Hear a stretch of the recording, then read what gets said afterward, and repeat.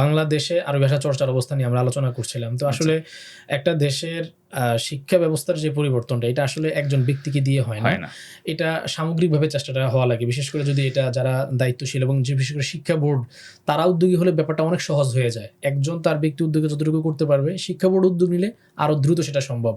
তো বাংলাদেশের এই মাদ্রাসাগুলোর যে শিক্ষা বোর্ড এবং পাশাপাশি শুধু শিক্ষা বোর্ডই না, বরং দায়িত্বশীল যারা আছেন বিভিন্ন মাদ্রাসার মুহতামিম বলি বা মানে দায়িত্বশীল যারা আছেন দায়িত্বশীলতার জায়গায়, তো তাদের কাছে আপনার কি বার্তা আছে বা তাদের কাছে কোনো অনুরোধ আছে কিনা যে বিষয়গুলো তাদের কাছে আপনি পৌঁছাতে চান, যেন বাংলাদেশে আরবি ভাষা চর্চা যে পিছিয়ে আছে বা যে ধরনের কমতিগুলো আছে, ঘাটতিগুলো আছে, সেগুলো যেন পূরণ হয় এবং বাংলাদেশের শিক্ষার্থীরা আরবি ভাষায় আরও অগ্রসর হয়ে বিশ্বব্যাপী তারা অবদান রাখতে পারে। এই ক্ষেত্রে তাদের প্রতি আপনার কোনো অনুরোধ থাকলে একটু শুনতে চাচ্ছি। মাদ্রাসার যারা মুহতামিম আছেন, বাংলাদেশের বিভিন্ন প্রতিষ্ঠানের মুহতামিম এবং যারা বিভিন্ন বোর্ডের দায়িত্বশীল আছেন, তাদের প্রতি আমার ছোট মানুষ হিসাবে ছোট একটা আবেদন। সেটা হলো যে আসলে আপনারা অভিভাবক, আপনারা যারা বোর্ডে আছেন তারা আপনারা সকল মাদ্রাসার অভিভাবক, সকল ছেলেদের অভিভাবক।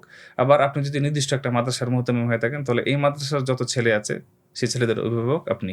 তাহলে আপনার ছেলে যেন আগামীর জন্য যোগ্য হয়, যোগ্য হবে কোরআন হাদিস থেকেও এবং আরবির দিক থেকেও। তো কোরআন হাদিসে আপনারা যোগ্য করছেন, তো আধুনিক সমসাময়িক চলমান আরবিটা সেটাতেও আপনারা যোগ্য করবেন। সেদিক থেকে আপনারা একটু বিশেষ দৃষ্টি দিবেন, এটা আমার আবেদন। এবং সেটার জন্য আসলে যারা আরবি ভাষা নিয়ে কাজ করছে, আপনারা তাদেরকে সুযোগ দিন।